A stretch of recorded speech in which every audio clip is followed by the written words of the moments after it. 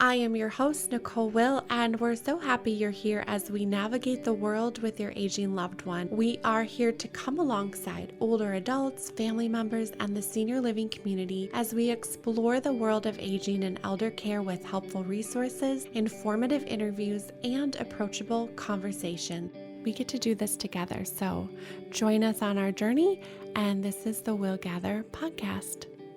Currently, there are about 40 million working caregivers in the United States, and that does not even factor the rest of the world. That is about 3/4 of family caregivers work, and 30% of every workforce are caring for older adults. What does that mean? $68 trillion a year right now in America is being lost by U.S. companies. We're losing money with absenteeism, presenteeism, retaining our workforce. How do we support working caregivers? That is what we are talking about today. My guest today is Debbie Howard. She is an author, speaker, and founder of Aging Matters International. In her first book, The Caregiving Journey, Information, Guidance, and Inspiration, it supports those that are managing their caregiving situations. In March of 2022, her second book, The Caregiving Crisis, What It Costs Your Business and How You Can Fix It. It guides companies with practical ways of how we can support our employee caregivers, and that is the focus of our conversation today. Our conversation looks at the global viewpoint of what is happening in our world right now with the caregiving crisis. How does this impact companies? What is the business case for companies to implement caregiver-friendly policies? How do we identify who our caregiver employees are? Where do we begin in fostering employee well-being? And what types of employee caregiver support programs are available, and how companies of every size can get started with improving the support they offer to individuals caring for older adults. Thank you, Debbie, for amplifying caregiver-related challenges and providing solutions. It is much needed. As Debbie states, caregiving does not spare any generation. Debbie was running a business in Japan and had lived there for many years and needed to move back to South Carolina to take care of her mom. With juggling work and keeping her job afloat, the challenges that came with that turned her into an advocate so others can have a better experience in the long run. Debbie and I had the opportunity to meet and spend time together at the Care Colloquium in November this past year. I have been a long-time admirer of her work as she is illuminating the need to support our family caregivers and our working caregivers, and as we teach our younger generation that this is important. It's that virtuous cycle that we talk about as we share our stories and we normalize conversation. Change will come. I am hopeful for that. Here is my interview with Debbie Howard.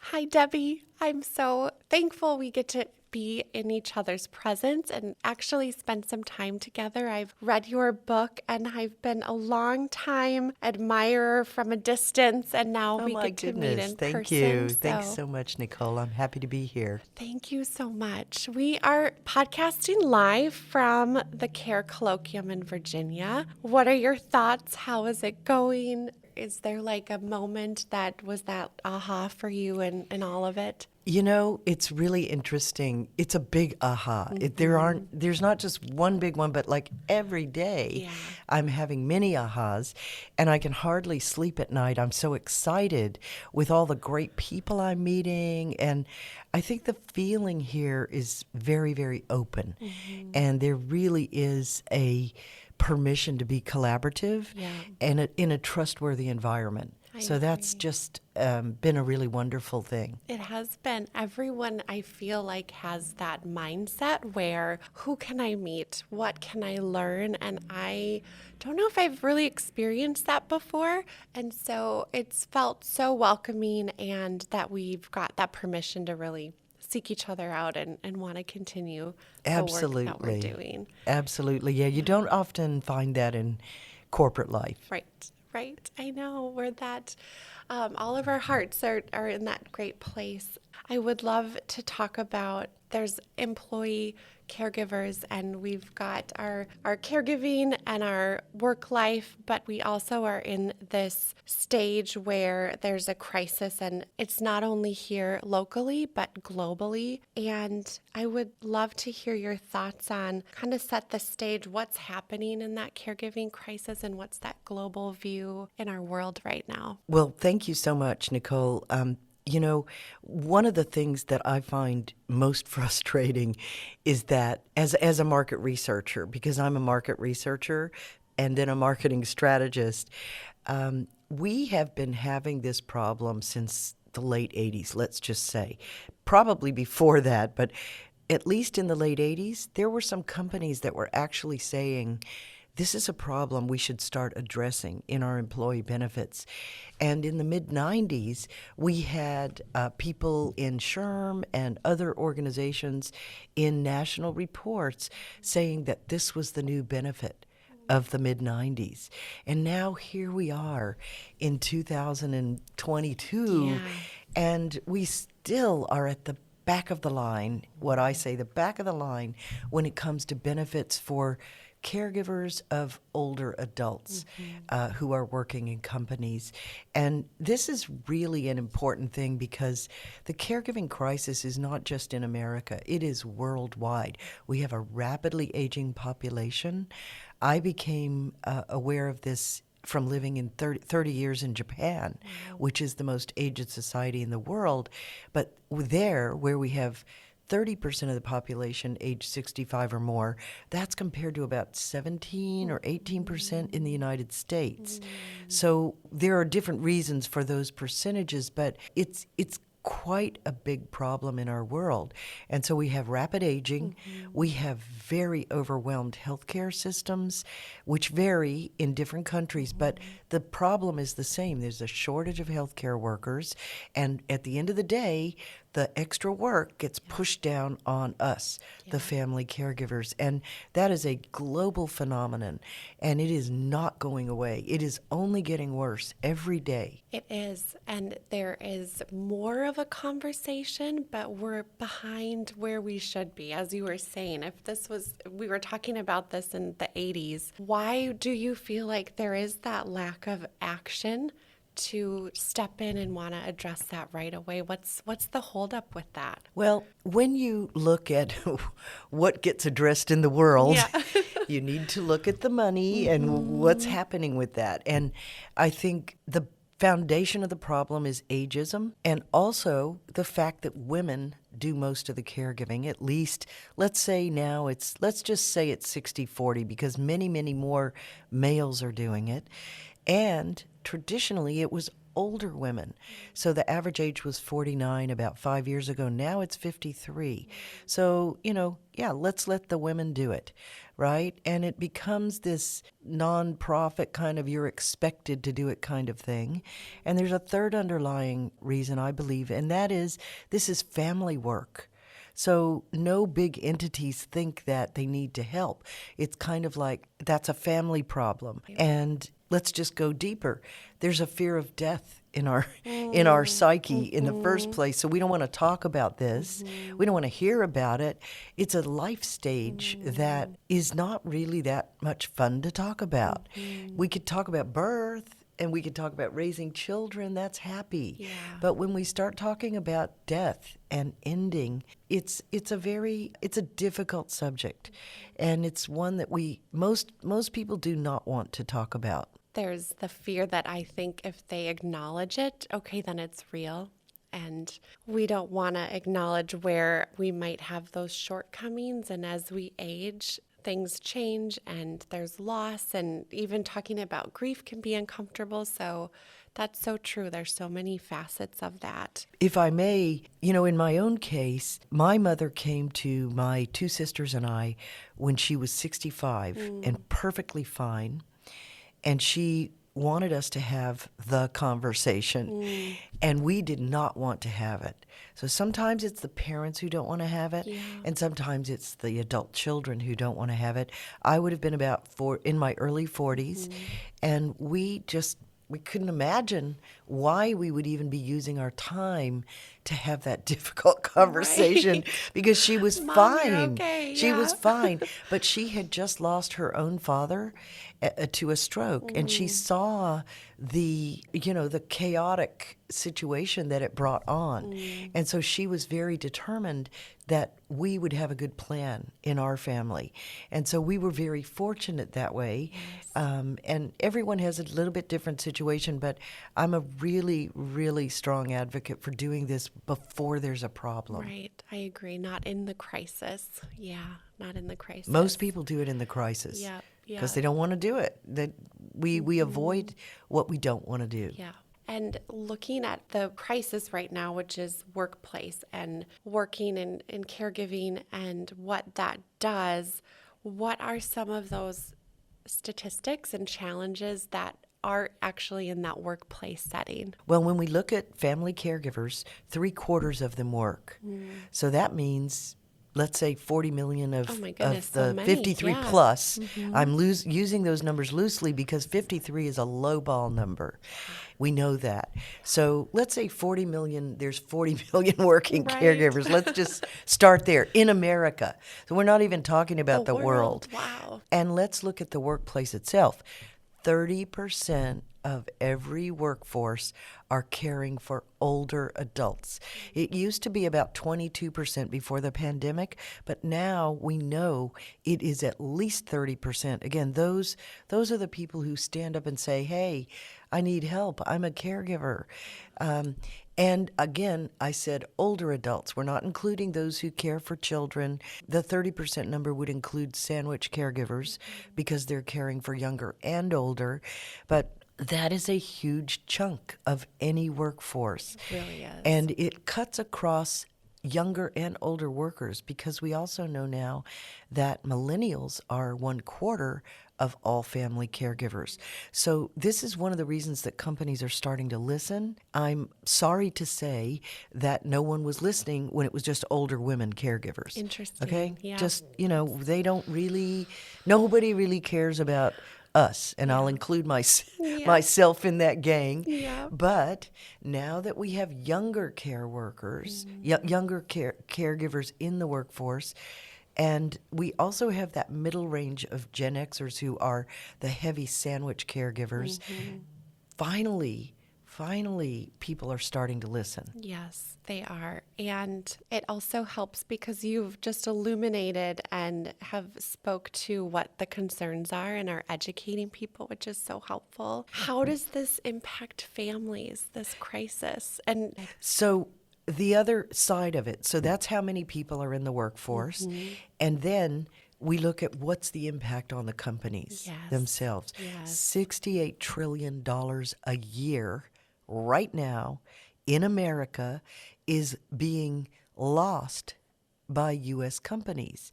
So we know this. The Harvard Business Review did a report several years back called The Caring Company. And we have that big number. We don't know what it's costing each company on a per company basis, but what we do know is that companies are losing money with absenteeism, presenteeism, also retention, because 1/3 of all caregivers actually quit their jobs in the end because they cannot handle it all. We also know that there are some really difficult impacts on caregivers. 30% suffer depression. Many suffer emotional and physical problems related to the caregiving. Financial is another area of negative impact, but let's just talk about emotional and physical. Those are problems that if you thought that was affecting 30% of your workforce, Right. you might want to look at. And what we advocate at the Caregiving Crisis and Aging Matters International is that companies start putting in KPIs and counting this so that we can understand what it's costing each company. There's also future healthcare cost, because once somebody is, let's just say, disadvantaged and down in the dirt, emotionally and physically, it's going to cost healthcare systems more in the future. And that's not just for companies, but it's also for society. So we're handicapping a whole several generations of people who are having to put their time and effort and energy into caregiving because the system, the healthcare system and our government doesn't give us any backup. Thank you, because you actually answered the question I was going to ask, so that's perfect. And we know from other statistics that health is affected in caregiving, our mental health is affected. And so that has to be really looked at, because it is going to be that ripple wave of effect. It is going to affect our work. It is going to affect everything that is around us. So companies are incentivized, you would think, to start looking at that so they can support their workers to be, in the most optimal place in the work that they do. Exactly. And I guess where I'm coming from, because I actually had to leave my job to go take care of my mom when I was a caregiver, and I was running a business in Japan, and I moved back to South Carolina to take care of my mom. And of course, I was able to keep the business afloat because I had a really good team there, but it was so hard. Many, many people have to actually leave their jobs because they don't own the business and they're not able to Have leverage, the flexibility. and have the flexibility. But I was able to do that, but it was super hard, and that's what turned me into an advocate, because I thought, I can't have this experience and not bring it out into the world so that other people might actually have a better experience in the long run. Right. And I think COVID too for us really highlighted that this concern, but it also in a way opened eyes to more of the flexibility and more of the hybrid and some of those options that we weren't as used to before. So both sides of it. Well, if I may too, this is another funny side. Yeah. In a way, family caregivers are some of the original remote workers, right? Right. Because one of the things that all caregivers want is more flexibility and time from their companies. And they've been proving for years that we can do that if we're given that kind of support. Right. And in the pandemic, we could show that we could do that. But the other side of that, the flip side of that, is that the workplace actually is a refuge for caregivers. It's the only place left that's normal. And I've even heard some family caregivers who don't say their problem at work because that's the place where they can go and still be themselves without being the caregiver. I really like that you brought that up. I hadn't thought of that before, but I can see that. I remember when my kids were really little, and the relief some days, when they were like 2 and 4, that I dropped them at daycare, and I thanked her so much for the work that she did. You went back to big world, like real world. Right, and I was like, okay, I can feel like myself again, and I had that little moment of feeling right? Just that I was on my own and had some independence. It's actually real. It is. It really is. It is. What's the business case for companies to implement those caregiver-friendly policies? Well, I believe that it's a natural part of any employee assistance program. If you have, we have programs for helping alcoholic employees, helping people who need coaching and counseling through divorce, helping people with stress management and burnout, especially nowadays, helping people with financial planning and retirement planning.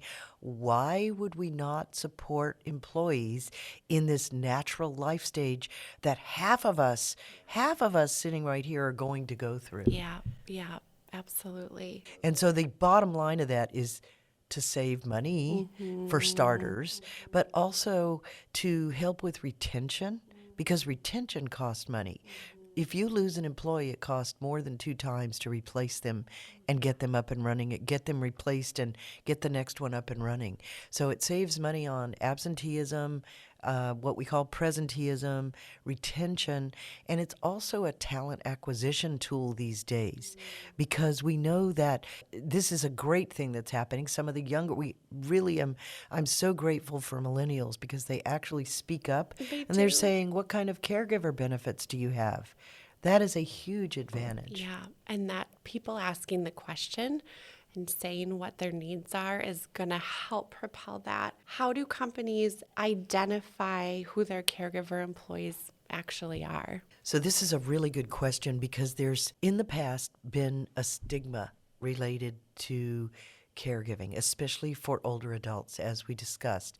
Not for younger adults, but that's because in the mid-'80s we pushed for support for working moms in the workplace, and that became a little bit more accepted. It's still, it's still difficult, but it's getting much, much better. So now we're looking at caring for older adults and making that less stigmatized. I don't know exactly why it is stigmatized. For me, it is a natural thing that we would want to help our parents to the ends of their lives. But there seems to be something like, why weren't you ready? Why didn't you anticipate that your parent was going to get Alzheimer's, right? Yeah. I don't. How I'm do we rolling do my that? Yeah, eyeballs. Okay, I'm exactly. rolling my eyeballs. But Exactly. there is a stigma attached to it, and there's a feeling on the part of the caregiver that if I stand up and say what my problem is, maybe I won't get promoted.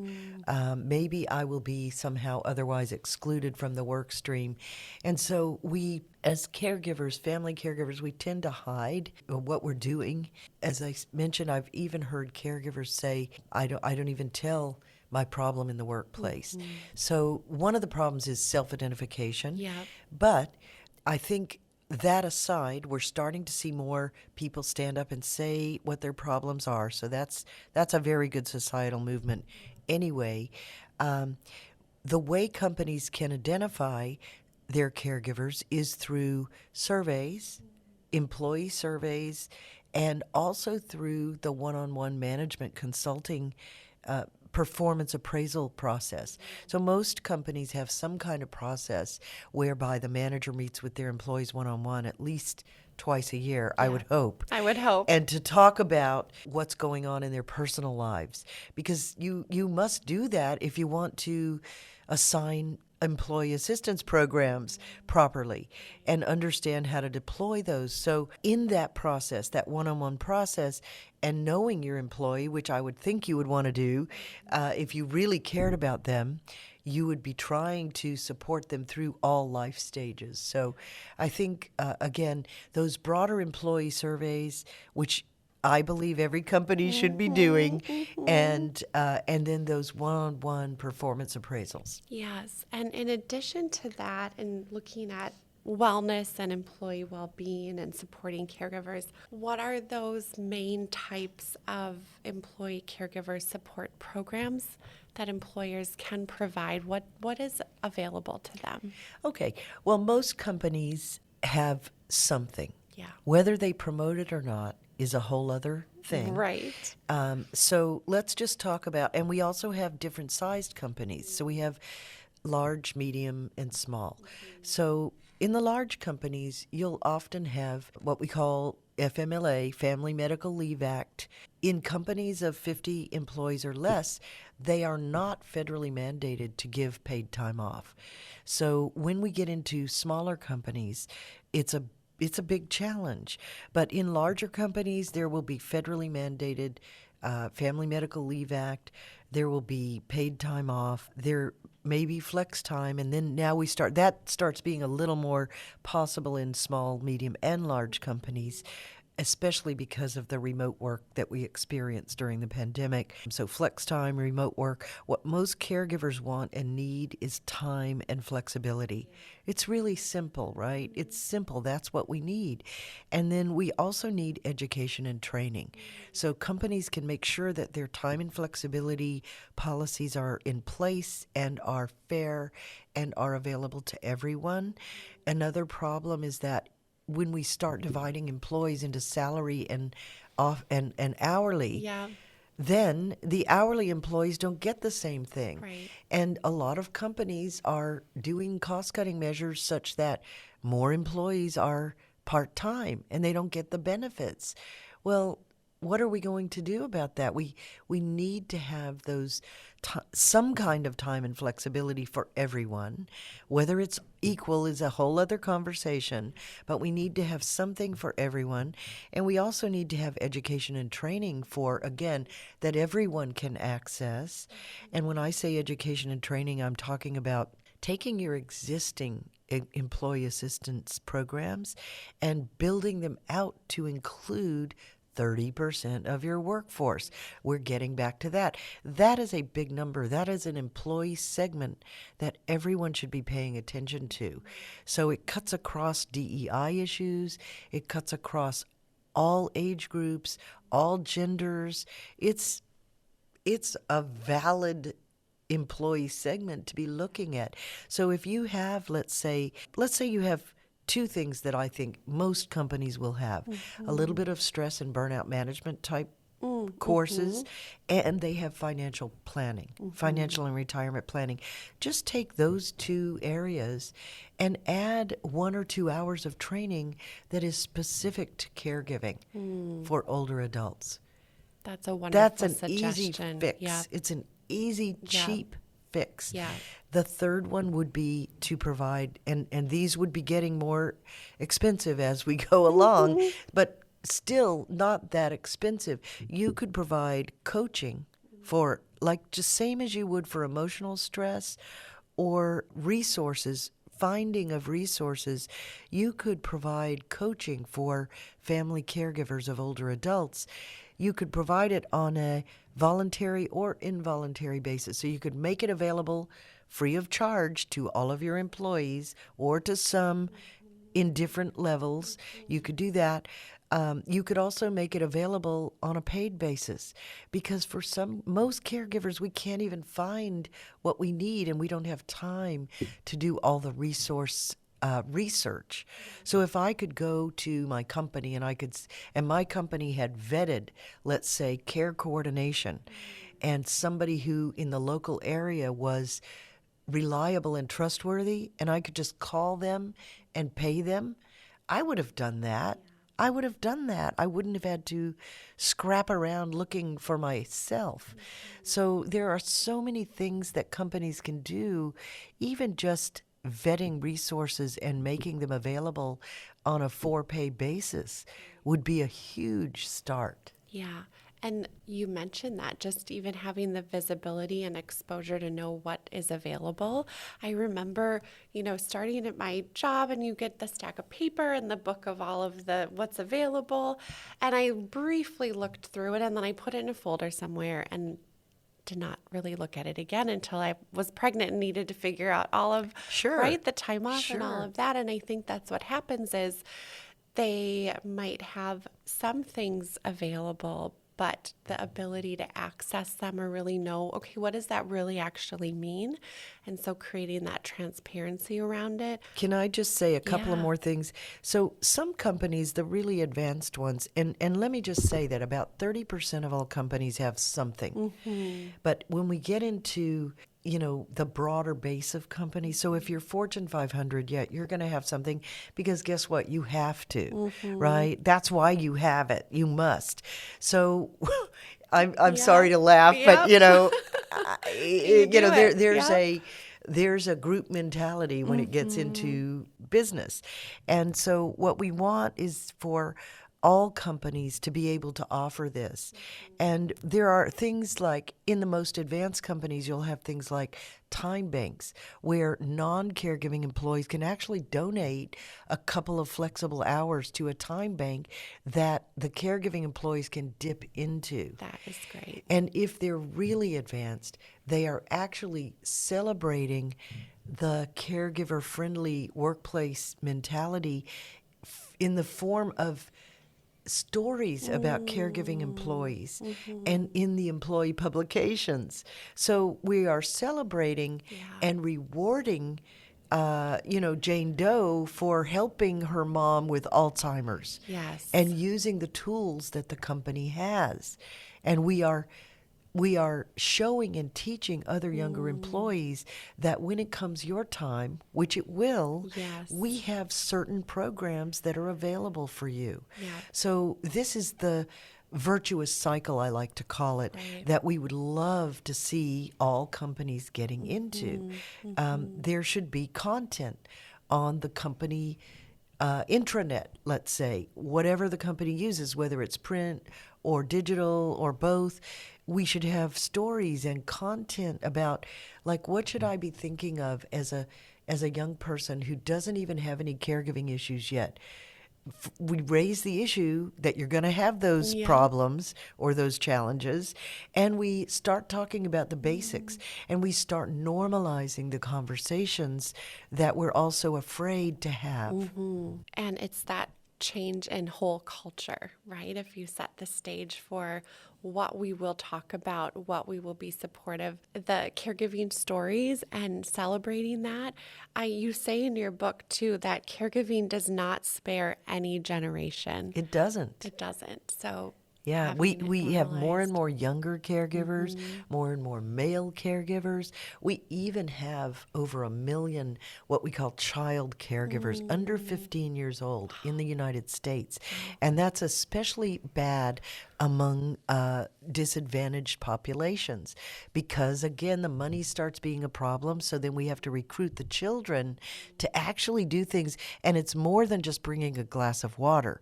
There's that. There's that side of it where simple help. But I know young youth caregivers who have been taken out of school because there was no way to support what was going on at home without doing that. I think you also had talked about when you look at how that affects families financially, and typically, as you were saying, that is happening in more lower income environments where that's already a challenge. And from the workplace perspective too, it's setting up, you write about the poverty for generations. Poverty and health problems for generations to come. And we know this. We already are seeing it with women because women live longer than men. So guess what? Older women are left with no money because all the money has been used to keep the family going and everyone alive and cared for. And then at the end, they're basically pauperized. Right. And in bad health. Yes. Or less health than they could have been in.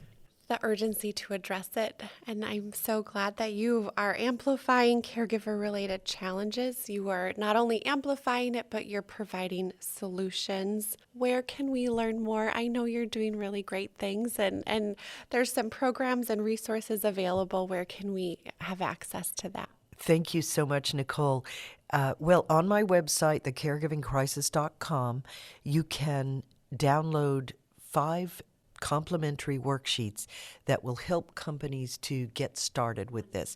How to do surveys, how to assess and repurpose the programs you already have for other employees so that they help caregivers of older adults, how to establish KPIs, which are really important key performance indicators, because that will help companies to measure this going forward and understand how much money they're saving by doing the right thing. Also, a worksheet on leveraging employee touch points, how to celebrate this in your workplace, how to leverage the touch points that you already have, and importantly, how to take a leadership position in not only in your company, but in your communities that you operate. So there's 5 free worksheets. Of course, the book, The Caregiving Crisis, what it costs your business and what you can do to fix it. I outline exactly how to do this, and I really do not mind if you hire me or somebody else.